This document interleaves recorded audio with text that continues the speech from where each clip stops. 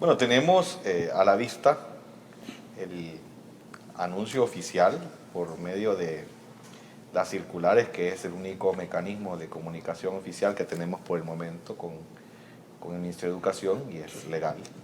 En ese sentido, desde hace 2 años, pues ha venido impulsándose unos cambios que gradualmente se han ido aplicando dentro del centro educativo público y que el centro educativo privado ha estado esperando todavía un tiempo para poder aplicarse en este sector. ¿Ustedes son autónomos? ¿No Nosotros no. implementan su propia...? Tenemos que someternos al estándar mínimo que obliga el currículo nacional, y nosotros siempre hemos sido respetuosos y seguiremos siendo respetuosos de eso. El número de asignaturas que ordena el currículo nacional servir en cada nivel educativo, nosotros lo servimos y vamos más allá de ese sistema, digamos, curricular, implementando otro tipo más de asignaturas o disciplinas. Pero esto, pues, obviamente, pues, no es de hoy. En el 2000, año de pandemia, ya se veía venir. Por ejemplo, se comenzó con matemática, se llamó el proyecto SMATE, fue Japón que tenía como el apoyo para El Salvador en esa reforma curricular, y después se siguió con lenguaje, con ESLengua, y después vino ciencia y tecnología. Por último ha estado ciudadanía y valores, las 4 disciplinas básicas ahí presentes. Se ha incorporado también la reforma curricular del inglés, del segundo idioma. Nosotros servimos esas asignaturas y además de esas, pues servimos otras más en nuestro colegio. Una mesa de trabajo que se llama la mesa pedagógica, y hasta hoy lo que hemos recibido es una jornada de trabajo donde se nos ha hecho una exposición por parte del Ministerio de Educación, donde se nos ha hecho, ¿verdad?, se nos ha explicado en qué consiste la reforma curricular, el aspecto filosófico de la reforma, y cuando se inspira el académico, el doctor, los doctores, ¿verdad?, realmente se ve un entusiasmo, una inspiración muy grande, ¿verdad? Pero resulta que allí nosotros, luego que escuchamos, le decimos que es necesario tomar en cuenta a los especialistas que somos los educadores. Hay que consultar a los maestros, ¿verdad? Y ellos manifiestan que el ministro hizo una consulta hace 3 años, que la hizo por sectores, en Oriente, en Chalate, en Occidente, y que escuchó a los padres de familia, a los maestros, y que de allí recogieron insumos.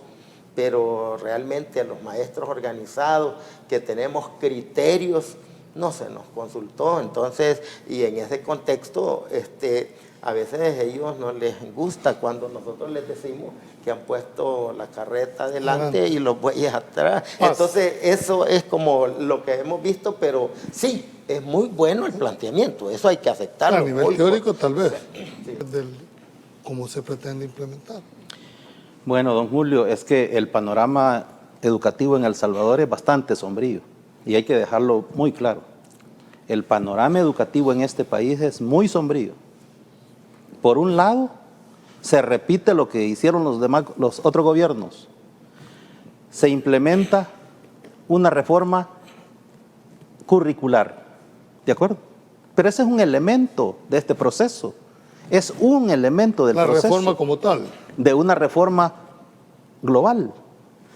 Nosotros decimos que mientras sigamos poniendo parchecitos así, no vamos a salir de la problemática.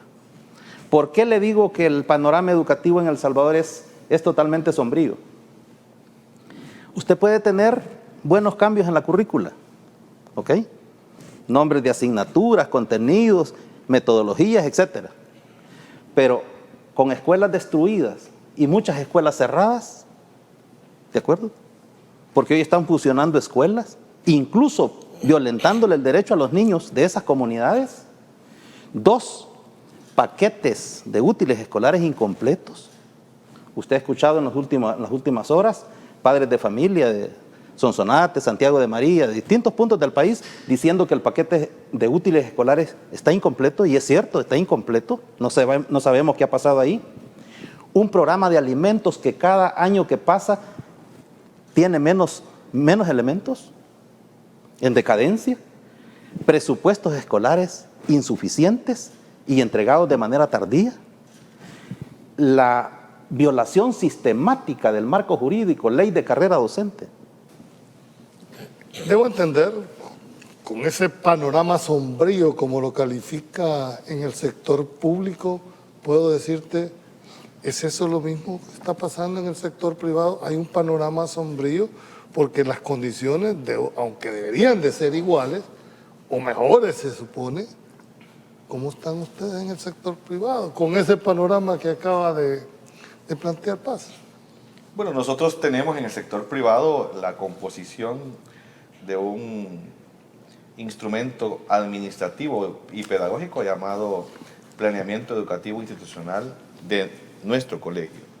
Y este tiene cierta, digamos, dinámica propia de diseño y de aplicación. En tanto que, si bien es cierto, estamos esperando que puedan bajar las órdenes, los lineamientos de los cambios curriculares, pero nosotros no estamos dependiendo de esos cambios, que si no se vienen esos cambios de inmediato no vamos a poder, digamos, atender con la calidad que debemos de atender los colegios privados. No ha pasado eso en nuestros colegios. De hecho, por esa razón mismo negociamos con el Ministerio de Educación, en tanto que el 2024 se diera un tiempo, un espacio para que los niveles de educación inicial y parvularia que se les había iniciado la reforma curricular en el sector público, nos esperáramos hasta el 2025 en el sector privado. Y lo mismo ha pasado con educación media. Hemos esperado que pase el 2025 para comenzar en colegios privados a aplicar estos cambios. ¿Y eso obedece alguna razón? Eso obedece a que es un tiempo que nos estamos dando, un espacio para poder nosotros ver cómo funciona esto en el sector público y después recoger esa experiencia y poder llevarla, digamos, con mayor éxito, con mayor aciertos en el sistema público, privado. Queremos ayudar a transformar la educación de este país, no nos excluyan, ¿verdad? Entonces, pero resulta que como que no hay voluntad de incluirnos en este contexto, ¿verdad? Si nosotros queremos hacer esto, habría que resolver muchos problemas que tiene el sistema educativo. Por ejemplo, yo le voy a mencionar algunos problemas de los cuales el compañero menciona. Hay aplicación de las disposiciones generales del presupuesto. Hace 40, 50 años se aplicaba que los niños, las secciones de niños en la escuela deberían de ser de 40 niños, 40 estudiantes por secciones. Ahora las familias ya no tienen cantidad de niños. Ahora 2 niños o 1 niño, las familias eso tienen, ¿verdad? También estás diciendo que ha disminuido. Ha disminuido la población de estudiantes. Ahora, ¿cómo van a obligar que un maestro tenga en su grado, en su sección, 40, 35 niños? Entonces, pedagógicamente hablando, es antipedagógico, Julio. Entonces resulta que los gestores pedagógicos muchas veces, quizás el señor ministro de Educación ni cuenta se da, y andan cerrando secciones, uniendo grados. A un maestro tiene 20 alumnos, el otro tiene 15, unen 35 niños y ahí sobra un maestro. Y los maestros llegan a ese lo mandan a la unidad de desarrollo humano en la dirección departamental y ahí pasa sentado esperando a dónde lo van a ubicar. Y queda allí subutilizado. Esa figura no existe en la ley. Y una gran cantidad aquí en San Salvador. Y ese profesor queda a la deriva. Si van de veras, lo hacen por ahorrar dinero. Claro, a nosotros nos está pasando factura los 30 millones de dólares de disminución en el presupuesto. Todo eso es producto de eso. Sean muy responsables y en las áreas rurales no le vayan a violentar el derecho que tienen estos alumnos de recibir educación ahí, en su lugar, porque de lo contrario, don Julio, vamos a llegar a aquellos años. Fíjese que eso de haber hecho escuelas en muchas comunidades era acercar la escuela a los niños, para elevar la tasa de cobertura educativa. En aquel tiempo se hablaba mucho del cumplimiento de los objetivos del milenio y llegamos a tener una cobertura educativa en educación básica aproximadamente entre el 94 y el 96%. ¿Y actualmente por cuánto anda? Si nosotros hoy no tenemos esos datos, el problema es otro problema, que usted carece de datos. Si nosotros ahora cerramos la escuela y hacemos el ejercicio a la inversa, que sea el niño el que vaya a buscar la escuela, vamos a caer en un problema de cobertura. Y cuando uno revisa el pensum, ¿verdad? Creo que ahí está, especialidad en técnico productivo. Este es un nuevo bachillerato, quizás porque nosotros nos graduamos hace como 40 años, no nos logra entender. Antes había, no sé si ustedes se graduaron en bachilleres en ciencias y letras, que era lo que en mi época se dio, pero ahora la especialidad está, ¿cuál es la finalidad de ustedes como educadores? A ver, don Julio, lo que sucede es que aquí se cometió un error histórico.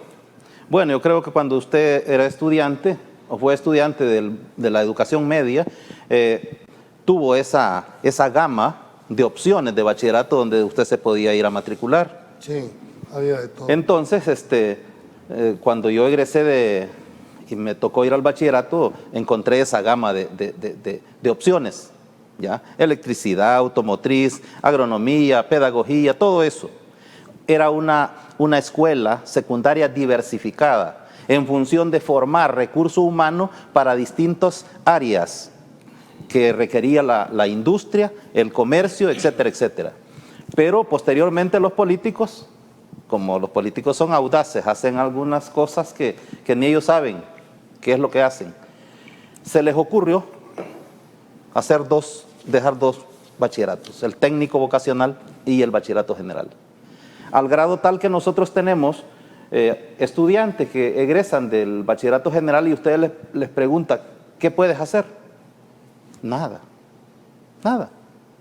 Bueno, En el caso privado. Lo que sucede es que, bueno, cuando se va a hacer una reforma educativa en todo país, y más en nuestros países latinoamericanos, el tiempo de preparación de la reforma es quizás más grande que el tiempo de los inicios de la implementación.